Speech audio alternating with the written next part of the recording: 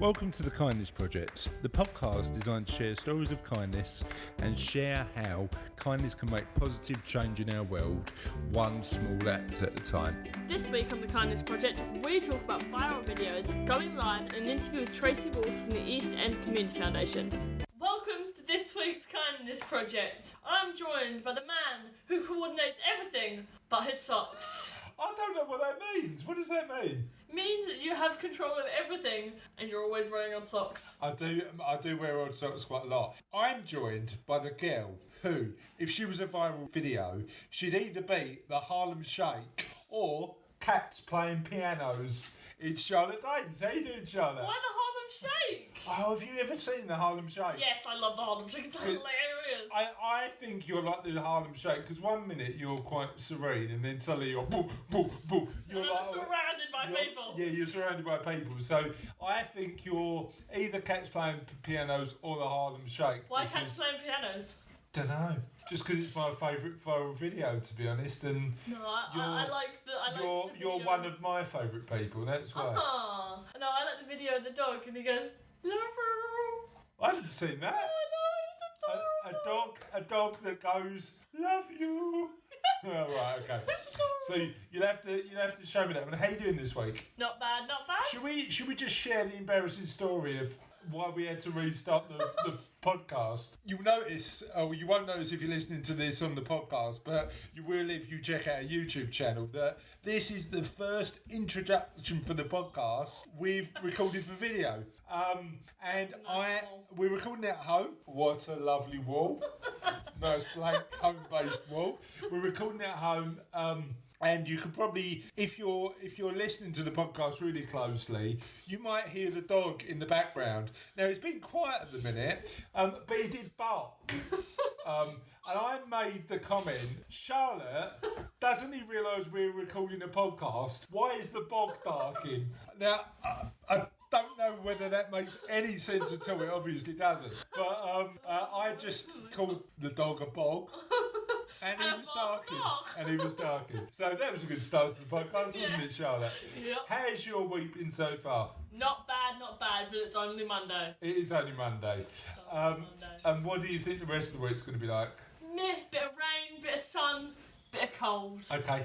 Great Britain. Great Britain. Awesome. I don't think that dog could make any more noise. Does he know when we're recording the podcast? Suddenly he sounds like Mr. T. He's just got this massive chain round his neck. I don't know if you can hear it, listeners, but he does. Our dog just sounds like I pity him forward interrupts my shaking around. We might lift him up and show him on the podcast. We might the circle of life. That might be good. So we've got a few thousand listeners. Daunting. I know, it is quite daunting, but now we've got over 1,000 listeners. A few thousand to 1,000. Shall we share how people can get in touch with us? Oh, yeah. At Ola Kindness. Okay. That's on Twitter. You know the Facebook one, so I'll leave that one to you. Yeah, I do. And we got in trouble by our silent editor who said, you never mention the Facebook group, so we better mention it, right? Yeah, better. So it's www.facebook.com/holakindness. And we've got a website, www.thekindnessproject.co.uk. You can phone Charlotte on her own personal mobile. No, we're not going to share that. That's certainly not fair. Don't call me up when I'm at school. Yeah. Don't call her on her cell phone. That's certainly not fair. But would you like to know what this week's? Is there a jingle for this? I don't know. I'm going to make one up and start.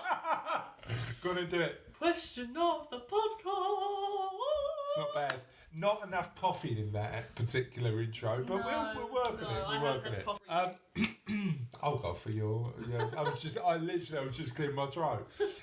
So, question of the podcast, as this is the first ever Kindness Project introduction that we've ever recorded, is what is your favourite viral video? Now you've already shared yours, haven't you? A dog saying I love you, which is all good. Not a dog barking, and then its owner going, "Can you stop that dog barking?" We should have But recorded it. a dog saying, "I love you," is good enough. But what's your second favourite viral video? I don't know. I don't watch a lot of viral videos. I think it might be the one I was actually talking to someone on the bus about this morning. Where it's the squirrel and he goes, "Alan, Alan, Alan." Now that is. I don't know if that counts as a viral video. Alan. That's actually Steve. So that is a brilliant video. I love that video. So maybe I think Charlotte's just highlighted what my favourite viral video is. A squirrel. Is it a squirrel or is it a chipmunk? I don't know. It's one of the two. I'm not sure. The video is so But we'll share those on the show notes, listeners, so you can have a watch. Yeah. But this is question of the podcast. We have got one of the most engaged audiences ever. They always. You're part of it, because if you're watching this, you're part of the audience. You always get involved in answering the question of the podcast, so feel free to get involved and answer the. Even now, if you're watching this on YouTube, you can add YouTube comments now. That'd be awesome. YouTube comments. That's new. That's new. It's not new. YouTube's been around for years, but for us, For it's donkey's years. new. For us, it's new. What is your favourite viral video? So we'd really like to know. So all being said, should we get on with the show? Yup. So it's that time again. Ooh, let me do it. Kindness news. Stranger edition. Now, is this a Stranger Things edition? Is this? No, it's an article I found about a stranger's random act of kindness. Oh, very nice. Tell us about it. Random act of kindness brings a smile to the faces of ice cream lovers in Crickhowell. Okay.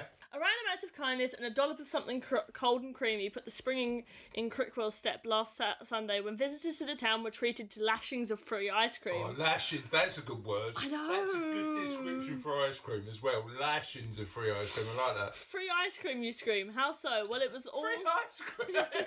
Well, I didn't scream free ice cream, but if you would have given me a chance, I would have.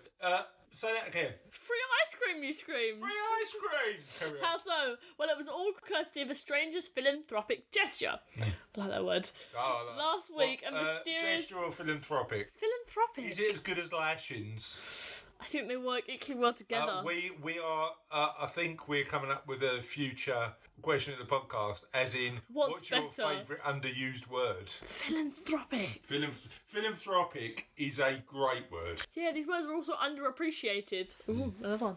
Yeah. A kindly visitor who fell in love with the old world charm of Crickhowell felt there was no better way to celebrate the little Powys town than to sweeten the experience. What town? Powys. Powys. Ah, okay. I wasn't sure how you pronounce that or what it even meant. Okay. Sweeten the experience of everyone who paid a visit to Crickhowell's Pavlova coffee shop. Last week, a mysterious envelope arrived at Pavlova, stamped with a Manchester postage mark. Upon opening the little package, the Pavlova team was shocked to discover it contained £2,000 and a letter which read, "Can you please give a free ice cream to the first 22 people who ordered an ice cream on April 22nd? I've enclosed the money that should cover this." I wonder what the relevance of April 22nd is, or are you going to tell us? I don't know. I've enclosed the money that should cover this. If there's anything left over, please put balance in the collection pot. Can you please give out the notes to the people who get the free ice cream? Thanks. And on the day when the sun was high and the skies were blue, customer after customer ordered their creamy desserts, only to be told, "Your money is no good here. These ice creams are on the house." As you can imagine, such unexpected generosity was met with squeals of delight. Upon the benevolent benefactor's Screams of ice cream and squeals of delight. Much like the squeal that you've just made. I don't know why. Was that a laugh? Was that a squeal? Was that the sound of a... It was a laugh. The sound of a drowning rabbit? I don't know. All three. Oh, okay. Upon the benevolent benefactor's request, the ecstatic ice cream lovers were also given little notes which read, "Your ice cream today has been paid for you by a random act of kindness. I have no connection with Pavlova other than a regular visit to Crickhowell area every summer. It's a beautiful area. Hope you enjoy your ice cream and share the love." After gorging themselves senseless on ice cream, beaming punters took to Twitter to share their euphoria. Mikey Goodman tweeted, "Just got back to Crickhowell from a night out in Bristol, called into Pavlova Coffee for an ice cream, only to find out it had already been paid for by a kindly ice cream-based philanthropist." Claire Priest wrote, "My son has just received a random act of kindness thanks to Pavlova Coffee. What a wonderful concept, and certainly teaches great values and behaviours. Apparently, it was a lovely ice cream, orange fruit ice. There, thank you whoever you are." Pavlova manager Claire Stevens told the Chronicle, "We gave away somewhere between 40 to 50 free ice creams on that day. Everyone who got one was very pleasantly surprised. It was a lovely gesture, and we were very honoured to have been picked for such a welcome random act of kindness." I love that. Just the simple act of just saying, here's some free ice cream. Here's 200 quid. No, £2,000, wasn't it? No, it's 200 quid. Oh, okay. It's £200. Please do give everybody who walks in today a free ice cream. Yep. I've never heard of an orange ice, have you? No, me neither. No. I'll have to try it next time I'm out. Well, next time I'm in the Welsh town of...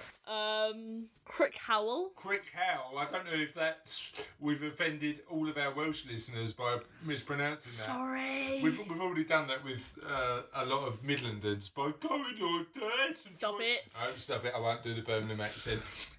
But I love that act of kindness. Number one, because the article was exquisitely written using obviously a thesaurus to put in as many emotive words as possible. But also number two, it contained ice cream.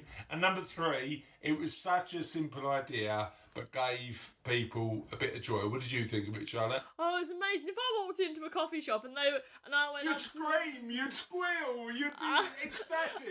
I'd be overjoyed and I'd be expressing my emotions vocally through song. What song? Some really, really happy song. Walking on Sunshine. There we go. Walking on Sunshine. I'm getting the free ice cream. Whoa. So that was this week's Kindness News. So we've got one of our awesome interviews this week. Ooh, who's the interviewee? It's with Tracey Walsh from the East End Community Foundation. Yep. And the East End Community Foundation do brilliant work. Brilliant. No, genuinely, I don't know why you're repeating brilliant. They do really good work helping and supporting people in the East End. And they do that in a number of ways. And Tracey talks us through the ways they do that. In this interview, we talk about making sure that when you give, you have an impact. We talk about philanthropy, which I know you love the word philanthropy, don't you? I don't know why I have such a strange obsession with it. I don't even know what it means 100%. Yeah, so we talk about philanthropy, which is all about charitable giving. We're talking about how the East End Community Foundation has a fund that does great work. Yep. And we talk about questions of the podcast and how Tracey couldn't think of a good bit of trivia. So should we get on with the interview? Yes. So I'm joined today by Tracey. How you doing, Tracey? Hi, I'm good. How are you? Yeah, really good, thanks. Really good. And we're gonna have a little chat today about the work that the East End Community Foundation do and your role within it. So tell us a little bit about you. So I'm the Chief Executive of the East End Community Foundation. Okay. And my whole career has been in community regeneration. Okay. And tackling inequality and poverty. Okay. And it's not that I'm not good at it, it's just that it really takes a long time. Takes a while, yeah. It does, it really does, yeah. I suppose with community regeneration, you are playing the long game, aren't you? You are. Yeah. Okay. Definitely. And you never quite know, no matter how many times you go through it, community regeneration, you never know what the impact's going to be on that community. Gotcha. Every community is different. Yeah. You're always watching and learning. Yeah. So, I'd imagine, especially in somewhere like the East End, where you've seen a fundamental change over the last 40 years, that's got to be quite interesting, right? Yeah, it's really interesting. And most of my expertise used to be in Tower Hamlets. Okay. And then back in 2012, we extended to cover Hackney and Newham. Okay. And just working in those two boroughs really sort of refreshed and sort of, Gotcha. it just gave me a new sort of lease of life, really, because the issues that they face in each borough are identical, pretty much. But each borough, it's really based on the local authority, but tackles them very differently. So for us, it's been really great just to understand, get a better understanding of good practice. So what we know now works really well in Hackney, we can now share with those into hamlets and Newham and vice versa. So it's been a really interesting How much of your work, just out there, how much of your work is with a local authority and how much is with charities and how much is with benefactors? How's your week split? Yeah, so it's probably... For the organisation, it's probably a third, and a third. Okay. For me, I spend a lot more time with donors now rather than on the grant side and with local authorities. I mean, we try to engage local authorities because they're such a big player in the borough. But again, they approach deprivation and the issues in their borough in a very different differently. way. And sometimes we agree and sometimes we don't agree. And, there's never enough resource. So what they might see as a priority, we don't. And sometimes that works really well because we can then agree that these two things are priorities and they're going to focus on one and we'll encourage our donors to focus on the other. You get the best of both worlds sometimes. And then we've got a grants team and so they spend a lot more time now with the voluntary sector, so I do less of that. But we're actually just working on a government programme now and I'm doing some grant assessing, so I'm sort of back to my old, so a bit rusty. So and how do you work out, that's got to be difficult because how do you work out who you're going to give money to? I mean, that's quite an interesting process, right? We've always said that it's really easy to give money away, but it's really difficult to do it well, honestly, because it's, you get a lot of good applications. I think you get a lot of not so good applications. Charities are no different to anybody else. Some are great, some are awful, some are fantastic, some are a work in progress. So for us, which is why we work with donors so closely, is to help them create sort of a very clear grant criteria so that when we look for applications, we're very clear, or groups are very clear on what we expect the end result, the impact to be. Otherwise, everyone applies. It's like, open the... So the criteria needs to be quite tight. But does that tend to put off smaller charities because they haven't got the resource to potentially tender? I think... Yeah, it can do, and I think that's where community foundations play a part. And for us, it is about having that balance. So we have grants of all different sizes. So you can apply for what we call our small grants, which are up to £800, and they can be for anything and everything, really. So you could apply for a Christmas party or a new computer. And they're really key to those small organisations. And then you can apply at the other end of the scale. So this current programme that we're assessing grants on is up to 50,000. And then you're going to get the larger, and you get the ones in between, I think, probably struggle a little bit and decide actually, or we might think actually they're a bit too big for those small grants. I'm sure they could buy that computer themselves, and yet they've not quite got the capacity. The structure in place to tender for the larger ones. And documents ready. So it's the ones in the middle that tend to sort of struggle. But, and tell me, I know you've been doing this for a few years. What still drives you to get up in the morning and do this? It's just seeing the impact. It's a bit of both, really. It's seeing the impact that the groups can have. It really is about localised services make a local difference. So there's nothing wrong with the big charities, they're brilliant, but they are a bit of a machine, and I think they can lose sight of the beneficiaries. The small charities know their beneficiaries, know where they live, they know them inside out, so actually can tailor their services. And then the flip side is working with donors, so it's really, really just sort of satisfying to work with people that want to make a difference in their community. So we're sort of that hub, we're in the middle, we're linking the two, so we get to see both sides. That's really what keeps me motivated. That's really interesting. And in terms of the donations you receive, where do they typically come from? Do they come from people who live in the East End and work in the East End, or big organisations that are based in Tower Hamlets, Hackney and Newham? So it's a real mix. I would say, though, predominantly businesses is where the money comes from. So we help them form their CSR budgets and their criteria. So it can help from sort of the very start when they're just sort of saying, we're relatively small, we want to do something, where do we go from here? We can help them right through that entire process. Some people come to us knowing exactly what they want to do. They just don't know the groups. And they've got a huge budget, and we'll just help them with a proportion of that. And then at the other end of the scale, we've got local residents or people that have moved into the area. And I think what's really interesting and sort of really satisfying is that it feels like it's a big, mean world out there, and people are quite sort of selfish and, don't communicate, and everyone's on their phone and everyone's busy. But actually, the amount of people that we just come across sort of engage, I would say, light touch. You know, it's like, come and see this, or let me just... And once they hear about the needs on their doorstep, they're totally engaged, which is... so it's really nice. So, so we get everybody. And at the end of the day, everybody, whether we're dealing with a big company or a resident, you know, they're all people. And they do all react exactly the same way. I think it's an interesting one. I think I tend to live my life with rose-tinted glasses on, quite intentionally. And I think you just see more of what you choose to focus on, right? So I like to think I see the good in people purely and simply because I'm focused on that. And I'm not naive enough to to ever say the world isn't or can be dangerous or scary or any of that sort of stuff. But I think, you choose to focus on the good and you just see more of it, don't you? Just definitely. And I think that's exactly the case. And I think when people do see it, even if it wasn't on their horizon beforehand, once they're introduced to it, they see it, and it's that, Must be quite cool being the person who introduced them, though. I mean, how do you get to meet these people? And again, through all walks of life, really. So some people just approach us, and they've been recommended. So we do events throughout the year. So again, we come across sort of new people. Like that, and then it's generally it's always word of mouth. So we're not a sort of cold calling organisation. You don't advertise or anything like that. No, it's all sort of through recommendations. And you just build up your network over the years. You do. And people sometimes come out of that network, and then 10 years later they're doing something else. Life changes, job changes, but generally they come back in some shape or form. And tell me, just help me understand, because you've got charitable giving and you've got philanthropy. I'm glad I got that right first time, to be honest. Help me understand the difference.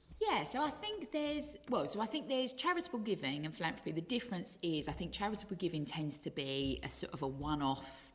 This sounds good, I'm going to give some money to that. Philanthropy tends to be a longer journey. A longer, and I think generally your people that give you have to identify with something to make you want to give, whether it's, a £20 to cancer research, or I'm going to make a year's commitment to this charity. But I think philanthropy is more about having that passion and motivation, and you want to be on a bit of a journey. Longer just term. A one-off. So we have some donors that are anonymous and say, but I am passionate about tackling, and it's generally people are affected by something in some way. So we'll have a donor that says to us, I'm really passionate about tackling elders' isolation. Gotcha.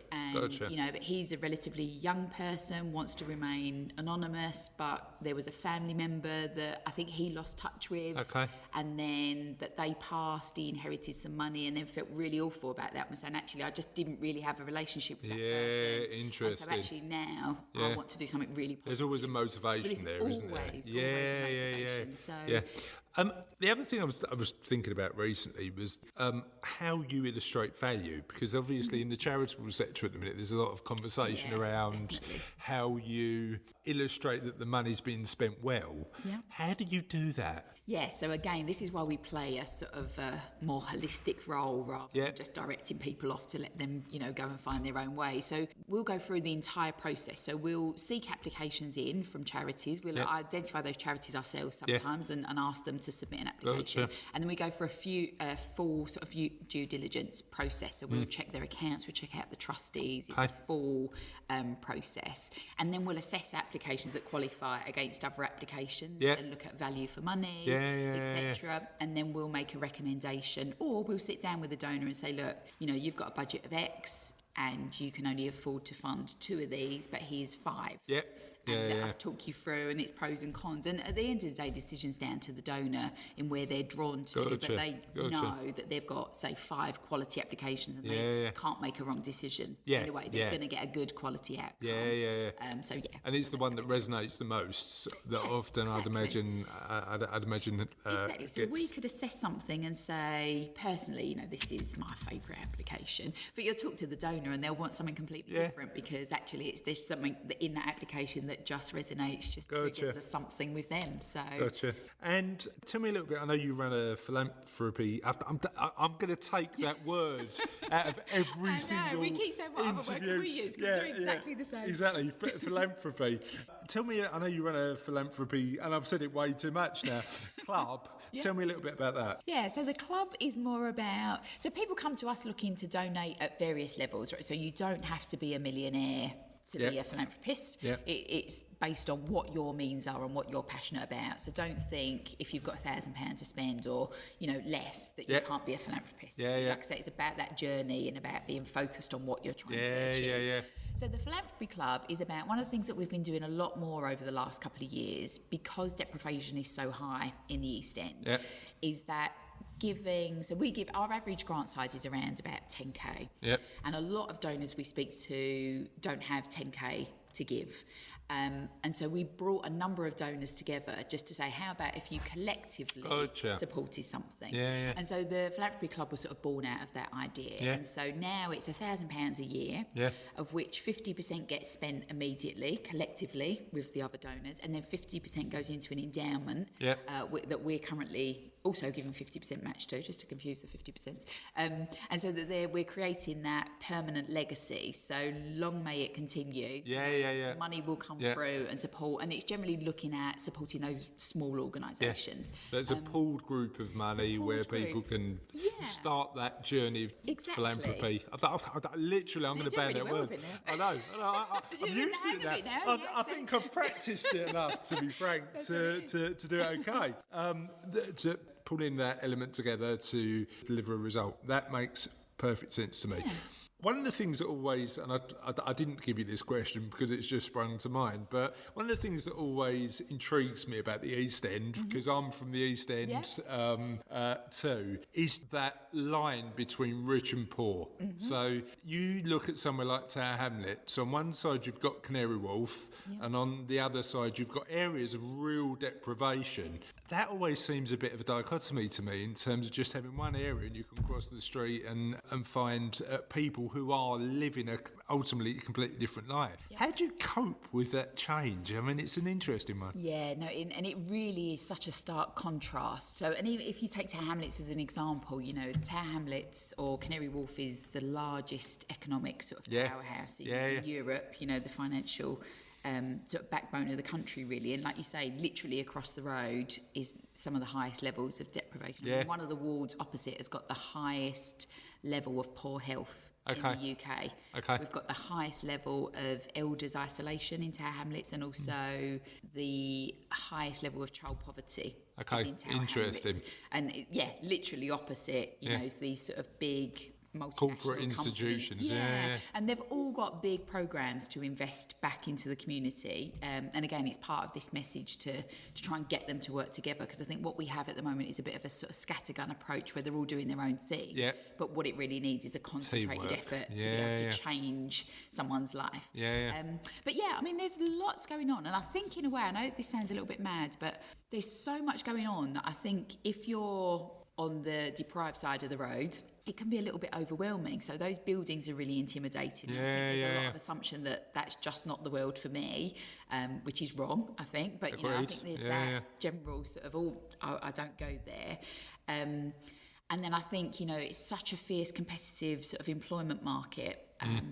That again, it's harder for local people to get a look in. And again, I think there are so many opportunities. I know it sounds mad. It's so many that I think it just becomes overwhelming for people, and they just don't understand where they fit. So I think there's a lot of work that goes on in schools, and I think even more needs to be done. But just around raising aspirations and confidence levels, because it's not necessarily a competence issue that they're not in those big shiny offices. It's confidence, isn't it? Yeah, exactly. It's that lack of confidence to be able to go out and get, So how much do you think community organisations play a part in raising those aspirations? Do you think there's a part to play? Yeah, definitely. And I think with schools as well, and community groups, the youth clubs, exactly. And I think there is. I think there's a fine line. So I've seen it a lot, though. So I think there is that fine balance between people assuming or being told that they've got a right to be there because they live there, and having the skills and qualification and motivation to be there. I think motivation or lack of it is a big factor in the East End also. So we're seeing kids leaving with higher level GCSE rates than ever before, but we've also got the highest level of youth unemployment.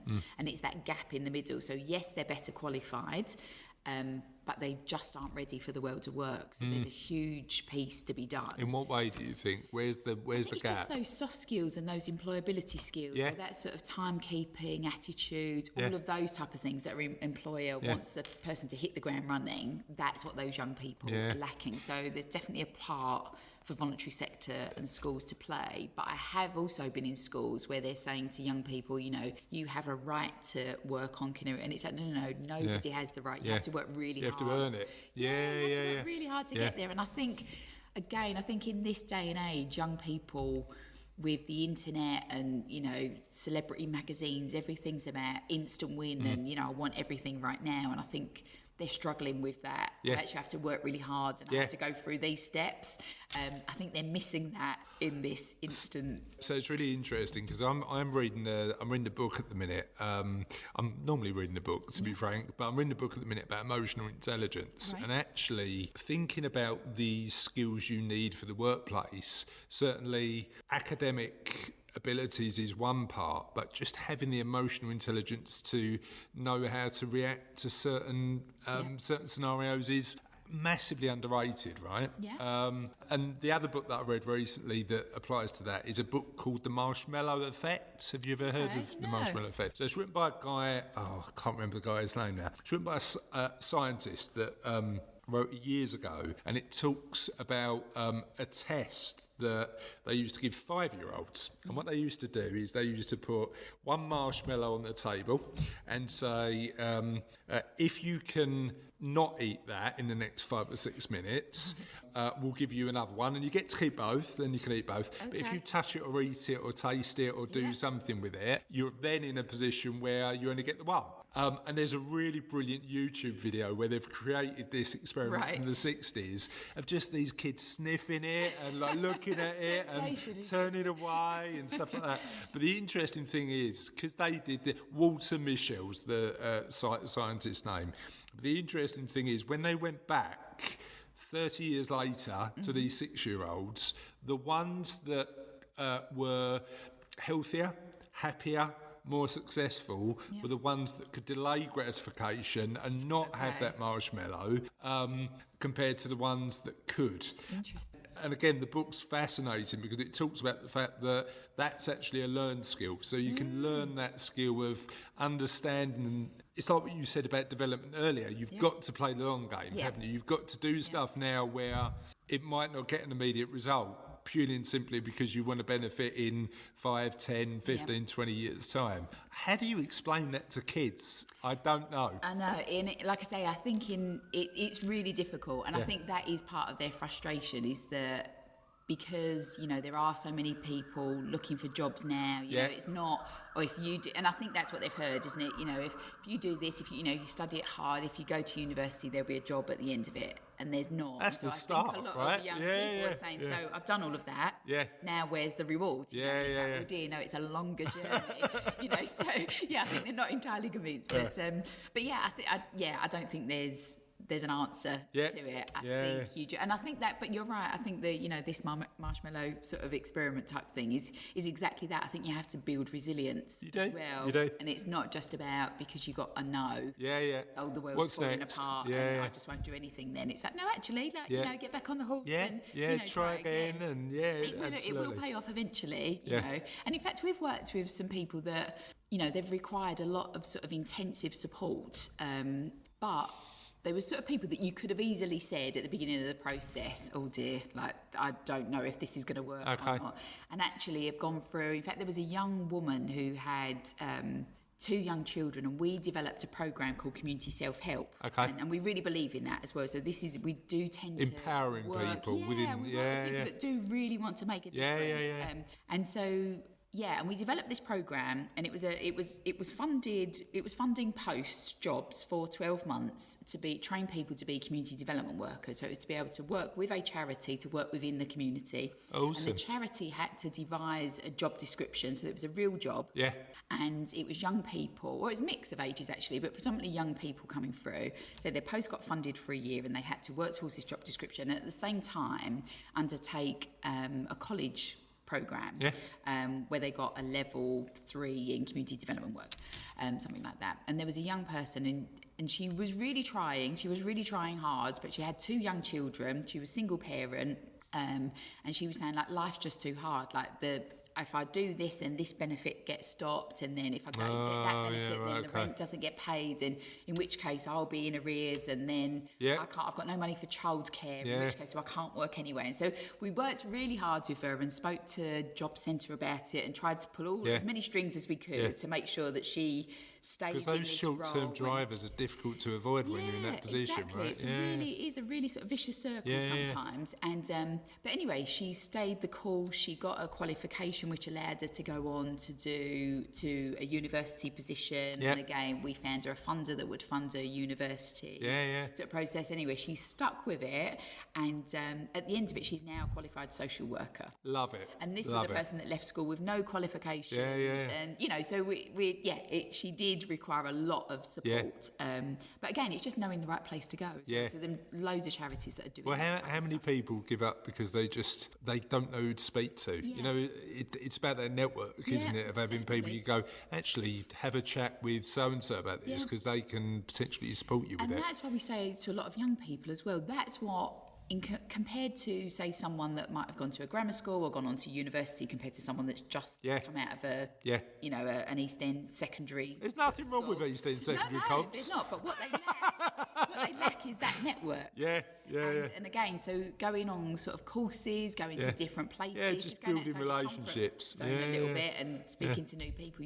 And that's what other people have that these young people don't have. Yeah, that's interesting. So I mean, I had a conversation with, weirdly, one of my clients about this, and he said he sends his kids to private school because he wants them to build their network for the future. Now, when you're at a secondary comp in Canning Town, you're not thinking in that way because you just don't know. But you realise the importance of a really good network when you're older. But you have the opportunity to make it. You know, you have the opportunity to do that yourself. But how many young people realise the importance of that at the time? I don't know. I mean, I wouldn't have done. No, exactly. I wouldn't have done, definitely. And that's... Yeah, and I think that's what it's about. It's about presenting them with opportunities, and we've run loads of courses, which we shouldn't really. We should just be funding them. But a couple of times we've stepped in and delivered.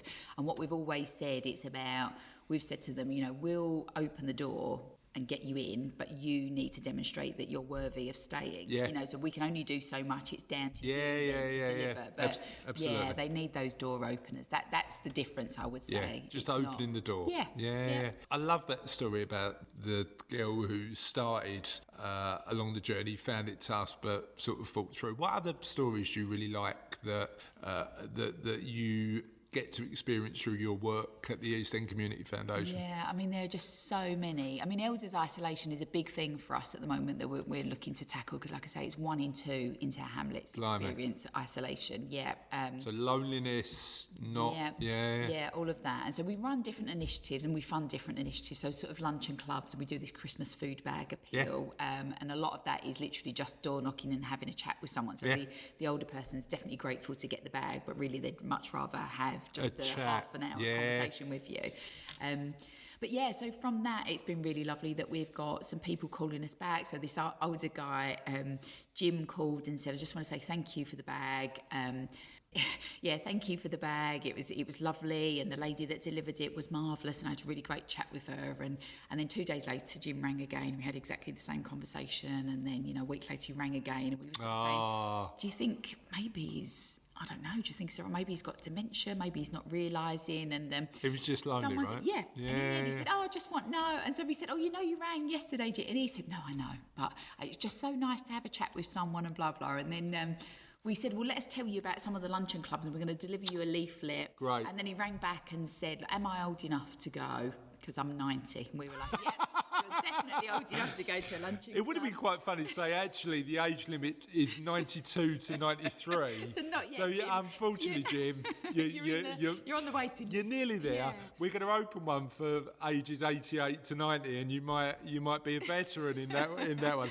I love that story. You know, one of the charities that Russell's actually asked somebody to come on and have a chat with, and I really like the work they do, is Silverline. Right. So Silverline are a charity, I think it was set up by Esther Ranson. So she set up Childline and then set up Silverline. And effectively they are volunteers who are at the end of the phone, so that anybody who's of a certain age can phone up and have a chat. Yeah. And I just love that idea. Yeah, and they did some interviews. I can't remember what the shirt was now, but they did some interviews with people who were using the service. And one particular lady they went out and interviewed said, I've got kids, I've got family, but they're busy and I don't want to bother them, so I use Silverline just to have a chat every now and again. Part of me says that we shouldn't need that in today's society, but part of me says actually just having a service that tackles that sort of loneliness is really, really important, it's a real right? lifeline for some people. Yeah. And I remember seeing that on I can't remember if it was a sort of comic relief thing or one of these, appeal days a few years ago, and there was a video clip of this older woman who said her husband had passed away. She actually didn't have any children, and she realised that something had to change. When on Christmas Day, the only voice that she listened to was the answer machine message, and it was just like, how awful, like I just can't believe it. And I think, when you're not in that position, why would you think about someone in that position, right? It just doesn't, it's not on your radar necessarily. You only know what you know, right? But and it was then that it really, I was devastated when I watched this video, and it was just like, how can that possibly be? I can't imagine. Christmas Day for me is always like a real big family time, and I just can't ever imagine, and I hope I'm never on my own on Christmas Day with no one to talk to, or and it just happened to be that I think there were some more studies around it then, and that's how it's really sort of come out. But so it's 1 in 2 in Tower Hamlets, and but now Jim goes to a luncheon club.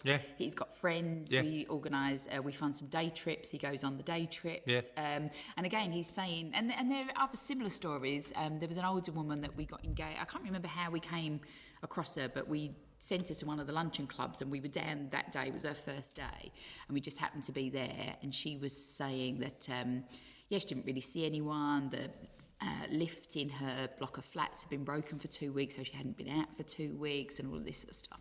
And the GP, actually, I think it was the GP that referred her there, and he was saying that basically, a bit like Jim calling us, that she'd go to the surgery 2 or 3 times a week, and actually she had all of these ailments that weren't particularly serious, and she just wanted to get out.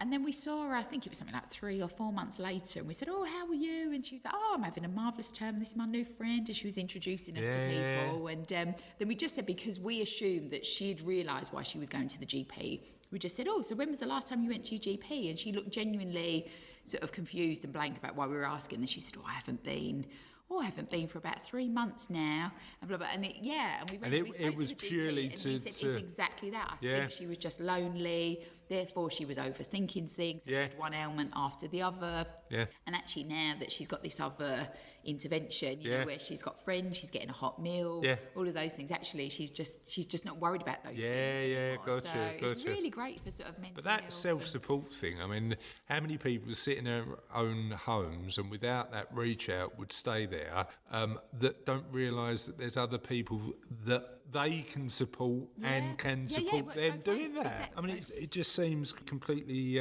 natural thing to do, but it needs somebody to get up and do it, right? That's It's exactly that, and I think, and again, that's sort of the role that EECF plays, right? Because we know this exists, and we know you want to do that, and we know that they could do more if they had more money. We know you want to give money, so let's just sort of broker it, because a lot of the time it's not rocket science. It really is just understanding. Just need somebody to organise it, right? Do you run the luncheon clubs, or is it a charity that runs the luncheon clubs? We fund a charity to do it. So on the Isle of Dogs, which is where this older lady who'd been to the GP regularly, that it was there, but so we said to them, actually, if we can find you more money, can you deliver one on the Isle of Dogs? So they were delivering one in Poplar, and in the sort of further up west in the borough. But so we'll identify services as well. Again, if we can bring donors and say this is what's needed, there's a real lack in this area. So we'll do a lot of that. And in terms of expense, I mean, it like the organisation takes a bit, but actually running a lunch club can be done relatively leanly, I'd imagine.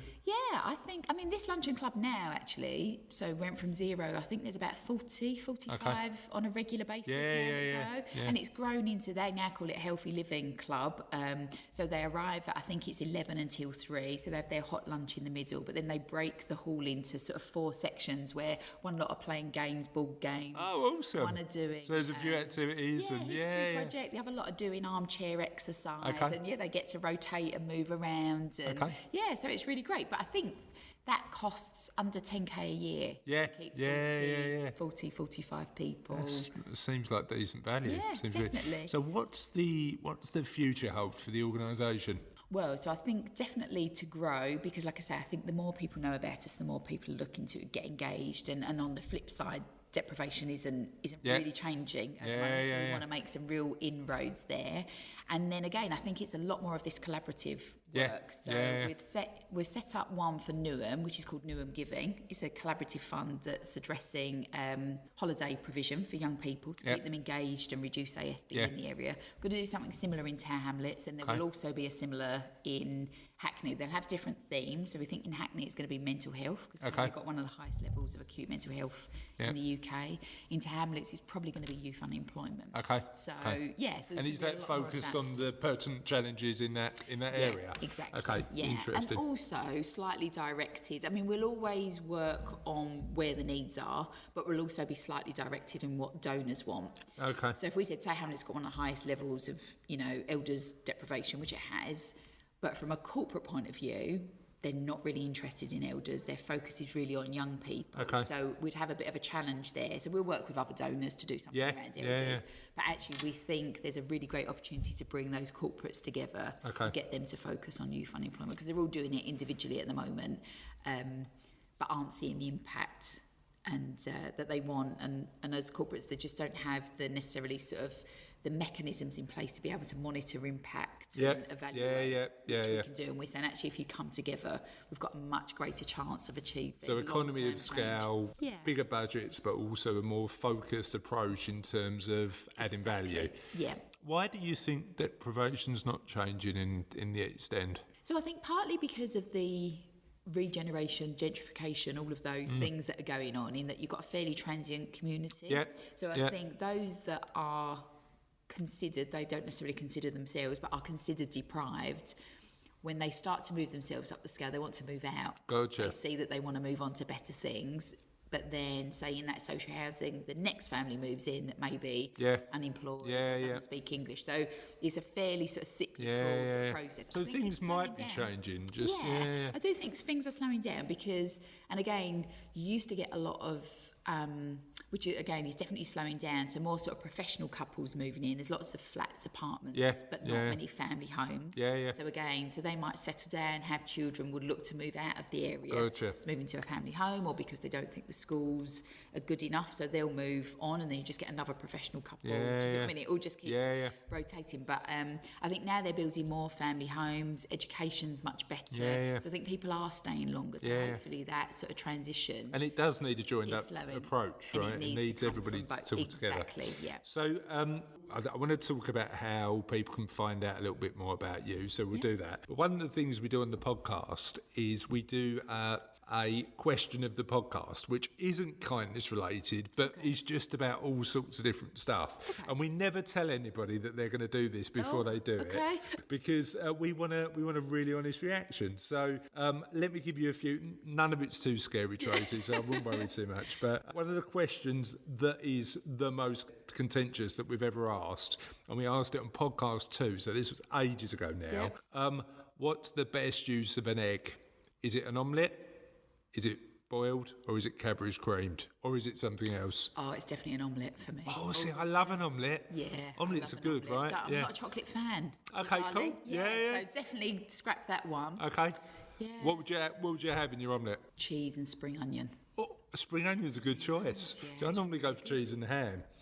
Next question was, are most people generally good? I think so. Okay. Yeah, I do think so. And what's the most inspiring movie ever? Oh, that's a toughie. Oh, I don't know now. I'm really stuck. Okay, do you want to come back to that one? Yeah. Do you want to come back to that one? There's a few. Okay. What's your favourite piece of trivia? Ooh.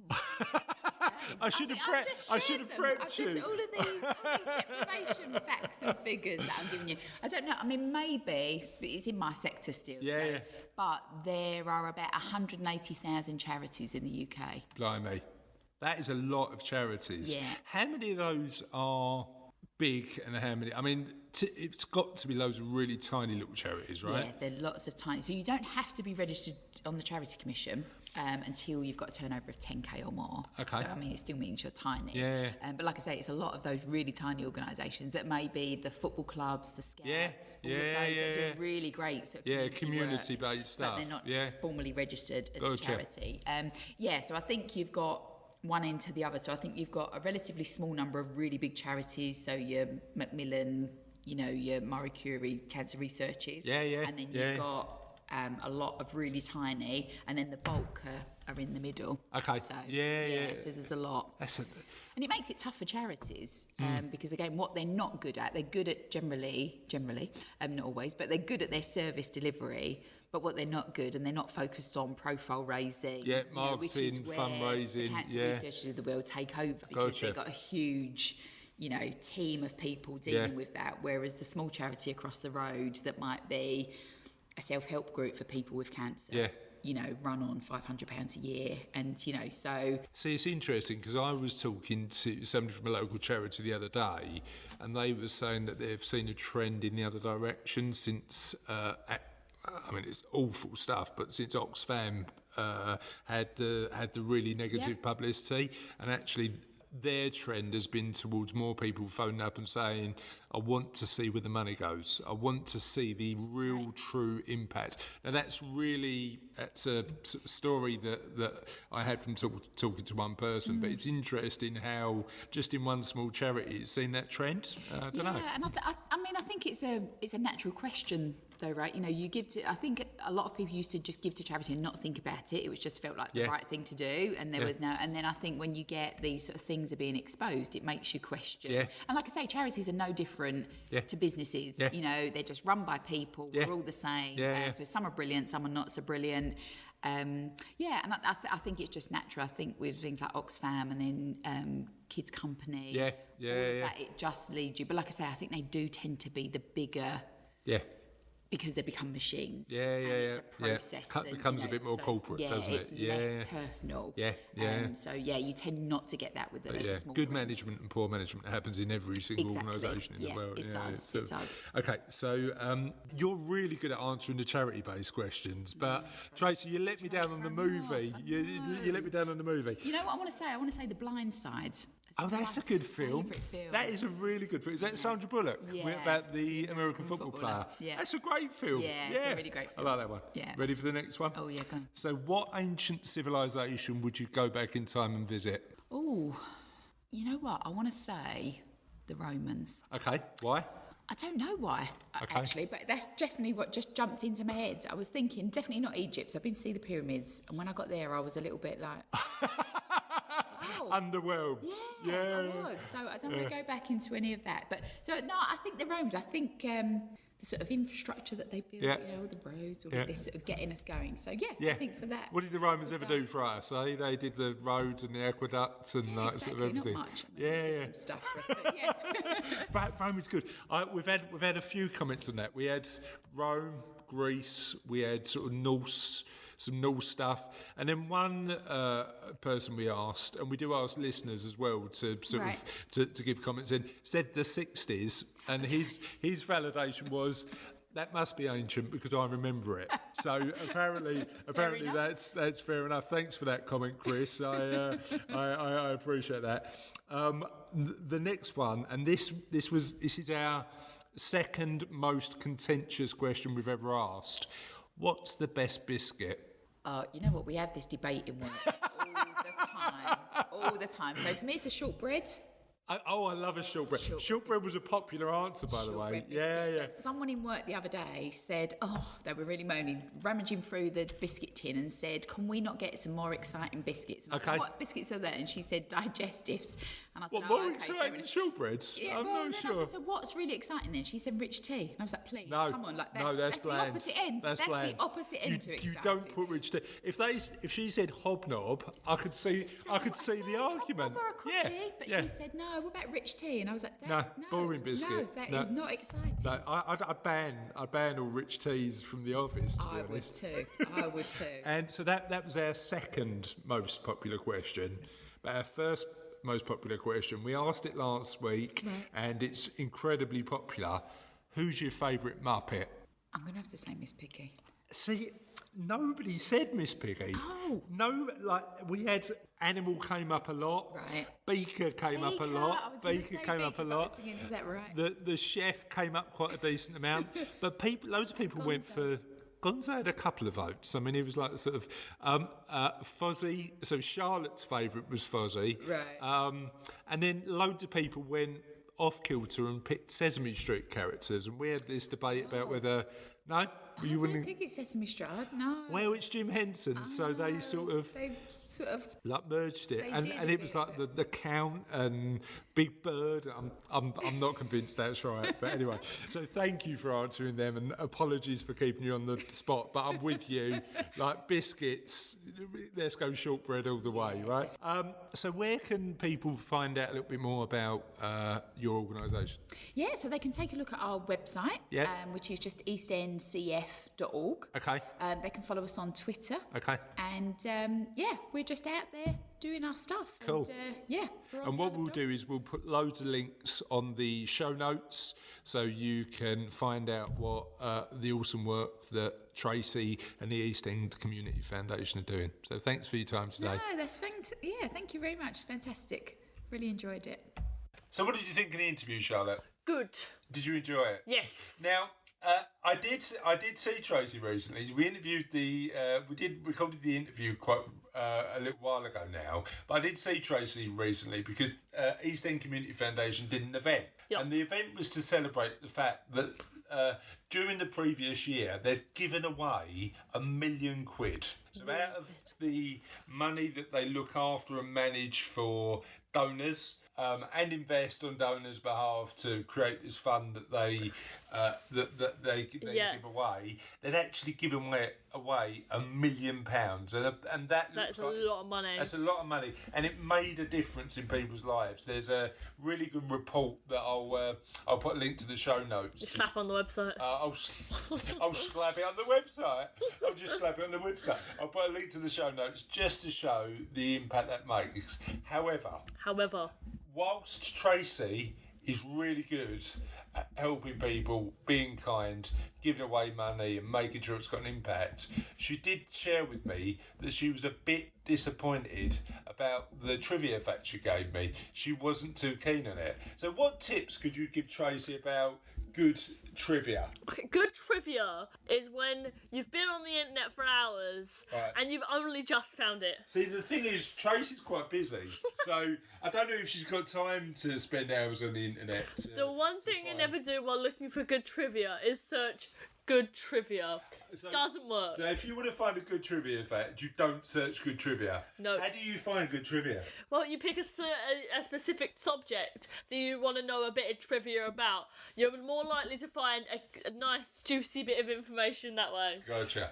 But Tracey, because I was giving her just a bit of a mild ribbon about not having good trivia, she did email me today with a good trivia fact. She said, did you know that an apple, an onion and a potato all taste the same if you hold your nose? Now that is a fantastic piece of trivia. I'm not holding my nose. Why don't we try that out right now? Should we get an apple, potato and onion and give it a go? I think we're out of onions. I'm sorry. I'm sorry. We'll just try the potato, shall we? Oh, okay. So that was the interview. That was good. Yep. No, we're recording. Oh, sorry, I didn't realise. I thought you'd stopped it. Should we? It's actually the end of the podcast. Oh, is it? Okay. Good for us. Good for us. So we've got a bit of a bumper end of the podcast this time because, Why? well, we had loads of questions about the question of the podcast. We've had some emails we've got to share. Ooh, emails. And we've got a bunch of stuff that people are jumping up and down about. And before we move on to the question of the podcast, I got a message this week about something we talked about in the previous podcast, my dislike of gravy on a roast. Now, I'm not apologising for this, listeners. If you want to have your Sunday dinner as a soup, right, that's entirely up to you. I disagree with them too, don't worry about it. I am choosing to eat my roast tasty and dry. I'm not having a bucket full of gravy on my lovely chicken, lamb. We never said you have to have a bucket full of gravy. Well, the way Mummy cooks it, it's a bit like a bucket full, isn't it? No. Oh, okay. Fair enough. I might try gravy again. I might go back to gravy. Thank you. But why is it so important to you? Because your plate is so dry and barren. I don't mind. It's like a wasteland. Right, my Sunday roast isn't a dinner wasteland. It's just the way I like it. It's not a dinner flood. That's what I don't want. I don't want... Mine's not a flood either. It's a bit of meat, a little bit of moist. Right, I don't think any food should be moist. I mean, I don't want moist food. If you had dry mashed potatoes, would you eat it? Dry mashed potatoes? Exactly. Mashed potatoes aren't moist though, are they?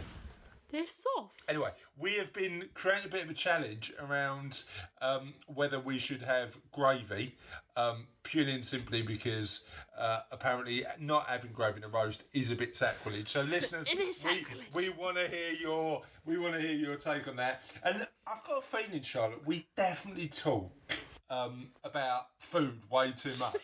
Because the other email we had this week is from friend of the show.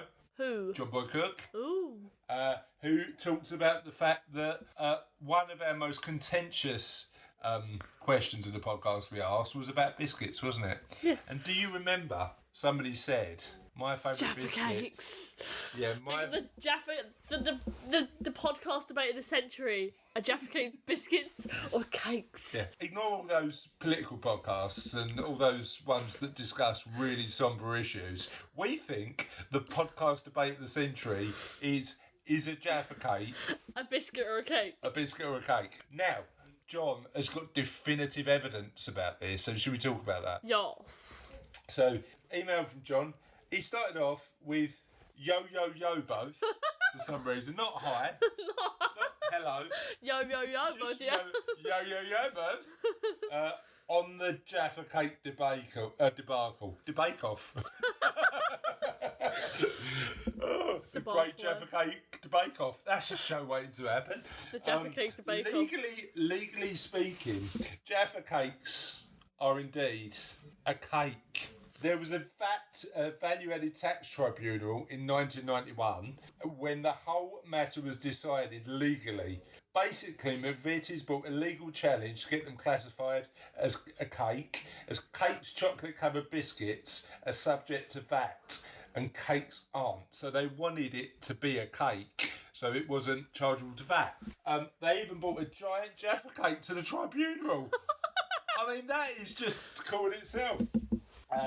The panel considered many factors, and based on the name, sponge base, and the fact they harden when going stale, they found Jaffa cakes to be a cake, though the tribunal did accept they are often used in place of a biscuit to dip a cup of tea. So that's definitive, ladies and gentlemen. Let's not have this debate about Jaffa cakes being biscuits anymore. Jaffa cakes are cakes. Didn't we get another email from John about our mysterious background man? Yeah, we did get an email from John about a mysterious background man, but I'm going to talk about that next week because we've got way too much suspense. We've got way too mysterious man in nobody knows me man. We're going to talk about that next week. You can't see me. I'm waving my hands everywhere. We're gonna extend the mystery of the unknown man until next week. However, we did ask a question last week, didn't we? Yes. And do you remember what that question was? Not exactly. Okay, so the question was, what was the last TV show you got really into and why? And we've had a bunch of really good answers, and let me share them with you. So Jill Bedding said, Madam Secretary. The reason she likes it is it's realistic, gentle nods to current affairs, sensible, thoughtful, and shows a example of ethical women in leadership. I haven't seen Madam Secretary yet. Me neither. No, I might give it a go. Rob Reed just simply said, Peaky Blinders. I haven't seen Peaky Blinders yet. No, me neither. Me neither. I might have to give that a go. Tasman Kane said, safe. It was filmed locally and was pretty easy viewing. Now, Mum's watched that, but I haven't watched it yet. No, Mum recommended it to me. I haven't seen it yet either. Is that the one with Dexter in? I don't know. I think it is.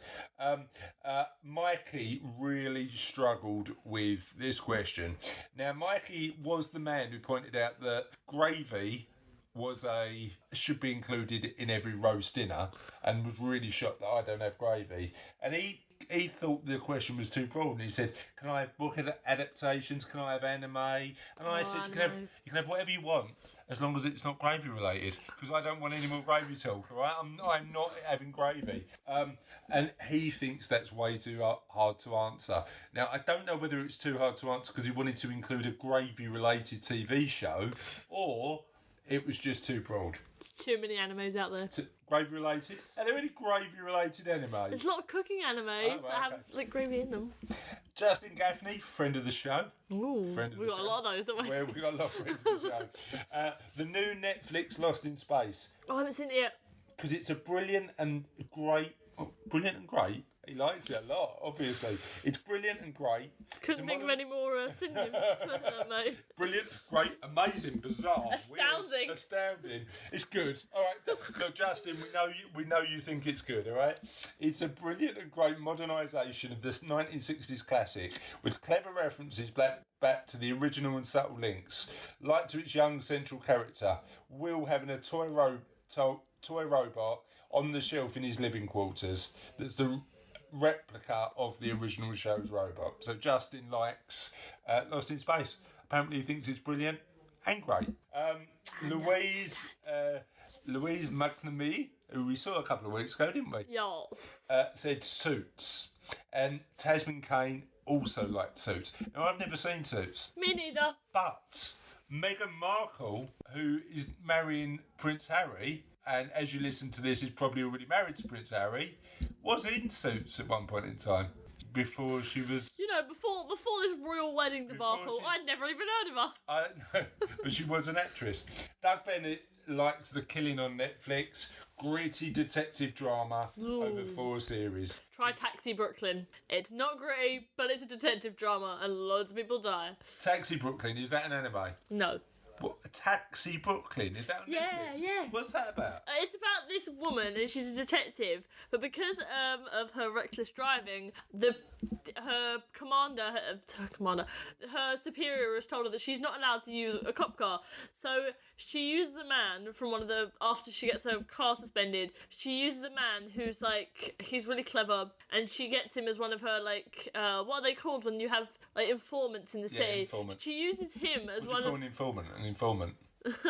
There's a shortening for it. Snitch. But she uses him as one of her informants, and he literally has a taxi, and he taxis her around Brooklyn, solving all these crimes together. Very cool. And interestingly, our next one from friend of the show, John Cook, was Brooklyn Nine-Nine.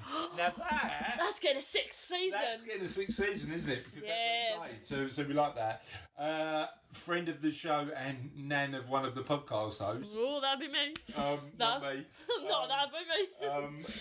Said The Fall, a great gripping programme. Couldn't wait for the next episode. But apparently, she also likes a little podcast called The Kindness Project. So that was nice of her to put in. She is biased. She's related to us, but Bev Stoves, friend of the show. We have a lot of those. Friend of the show. This week, we've got a lot of friends. Said Ozark on Netflix. Oh, don't tell me how it ends. I'm not going to tell you how it ends. I'll tell you what it's about. It's about a financial advisor who becomes a money launderer. I don't think I'll be watching that anytime soon. And Planner Girl said The Crown. The life of the Queen is fascinating. Is that the one with Jenna Coleman in it? I don't no, I'm not sure it is. Because she's been in something that has the Queen in it. So. Yeah, I'm not sure. I don't think The Crown's got Jenna Coleman in. Adam Carolan said 2 minutes to mention, but Suits again. Suits gets another vote. Or Game of Thrones, and we all know how brilliant Game of Thrones is. I'm gonna read the books. Again, Neil Page said defo Suits. He likes Suits, but he also likes The Good Wife. Good for him. And I like The Good Wife as well. Got a bit of variety in life. I've got a good wife as well. She's a bit awesome. She's an awesome wife. If I take using too many positive analogies, she just walked in the room as we're podcasting. She just popped up. She's popped up. She's a good wife. She heard me talk about The Good Wife and just appeared.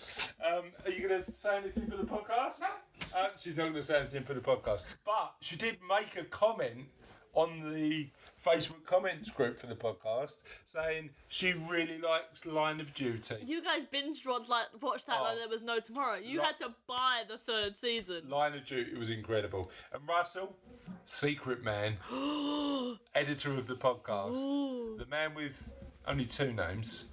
Or maybe 3. Just the man Russell known Dames. as Russell Dames. Likes The Walking Dead. Ooh. So, we've done comments, we've done emails, and we're getting a few more of them. You can get in touch with us, listeners. Do email us. In a bunch of different ways. You can email us at holla, H-O-L-A, at thekindnessproject.co.uk, or should we do Twitter?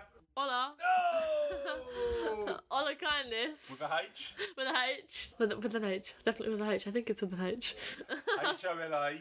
Kindness. Kindness. You can get in touch with us on Twitter as well, but feel free to email the show. We really look forward to hearing from you. Facebook. And you can. We're going to get told off if you don't mention it. We always get told off by our producer and editor if we don't mention Facebook. You can get in touch with us on www.facebook.com/Holla Kindness. So feel free to do that as well. It's the same as all the others, don't worry. We didn't get these stories of kindness this week, but one thing we did do is get sent a nice little phrase to remember.